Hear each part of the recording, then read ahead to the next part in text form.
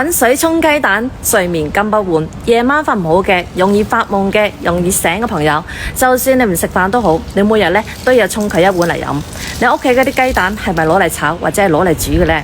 如果係嘅話呢，再靚嘅雞蛋呢都會俾你嘥晒㗎。咁今日呢，我就教你一個雞蛋嘅新食法。一掂到枕頭嘅時候呢，你就想瞓，就算打雷啊，你都唔醒㗎。其實瞓唔好呢，真係好辛苦㗎，人冇精神，身體呢仲會好攰，記性呢仲會越嚟越差。咁今日呢，你好彩啦，呢個呢就我一直喺度用嘅一個方法。依家呢，我每晚呢都瞓得好好㗎。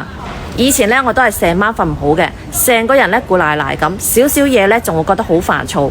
咁呢個方法呢，就係我去廣西巴馬長壽村旅遊嘅時候呢，識到一個100歲嘅老爺爺呢，係話俾我聽嘅。佢成個人呢，精神呢都非常之旺盛㗎，思維敏捷，點睇呢都唔似100歲嘅老人家。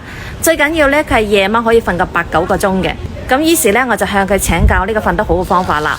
咁呢個方法呢，喺古書上邊呢已經流傳咗成千年㗎啦。不過呢，呢個方法呢，好少人知道。咁今日呢，我就將佢分享俾大家。首先呢，我哋用滾水去燙一下呢個碗，提高呢個碗嘅溫度，確保呢隻雞蛋打落去之後呢，佢可以熟透。跟住呢，你即刻打隻雞蛋落去，再攞個匙羹呢將佢攪拌均勻。重點嚟啦，雞蛋入邊呢，你一定要加翻呢個酸酒仁粉，呢個呢就係關鍵嚟㗎嚇。然之後呢，再倒入100度嘅開水沖晒蛋花，再攪拌均勻就可以飲㗎啦。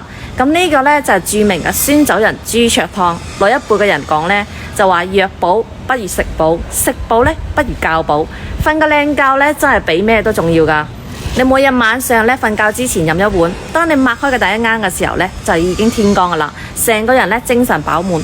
最後呢，我提醒下大家，咁多嘅酸酒仁粉呢，網上呢都會好多嘅，你一定要揀嗰種天然嘅優質嘅酸酒仁粉先至有用。你千祈呢唔好買嗰種分流嘅或者係染色嘅。咁如果你想要呢個正宗嘅酸酒仁粉呢，你可以點個頭像，頭像下邊呢就有一個少少嘅櫥窗呢，就有呢個嘢啦。